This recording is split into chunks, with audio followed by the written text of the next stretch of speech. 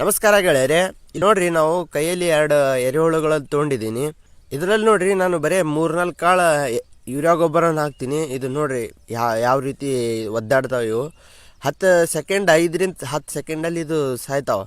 ನಾವು ಹೇಳೋಕ್ಕೆಲ್ಲ ಎರೆಹುಳುಗಳು ನಮ್ಮ ರೈತನ ಮಿತ್ರ ಅಂತ ಹೇಳಿ ಕರಿತೀವಿ. ನಾವು ಗೊತ್ತಿದ್ದು ಗೊತ್ತಿರಲಾರ್ದು ಎಷ್ಟೋ ಟನ್ ಯೂರಿಯಾ ಗೊಬ್ಬರನ ಬಳಸ್ಲಾತೀವಿ.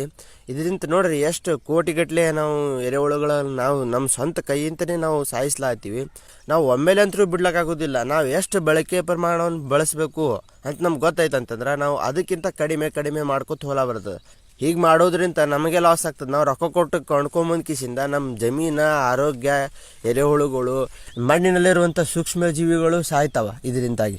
ಈ ರೀತಿ ಮಾಡೋದ್ರಿಂದ ನಮಗೆ ಭಾಳ ಹಾನಿ ಅದ. ಲಾಭ ಯಾರಿಗೆ ಅದ ಅಂತಂದ್ರೆ ಕಂಪನಿಯವರಿಗೆ ಅದ. ನಾವು ಯೂರಿಯಾ ಗೊಬ್ಬರದಿಂದ ಹೆಚ್ಚಾಗಿ ಬಳಸೋದ್ರಿಂದ ಏನೇನು ದುಷ್ಪರಿಣಾಮಗಳು ಆಗ್ತಾವ ಅಂತ ಹೇಳಿ ನಿಮ್ಗೆ ಮಾಹಿತಿಯನ್ನು ಕೊಡ್ತೀನಿ. ವಿಡಿಯೋನ ಲಾಸ್ಟ್ ತನಕ ನೋಡ್ರಿ.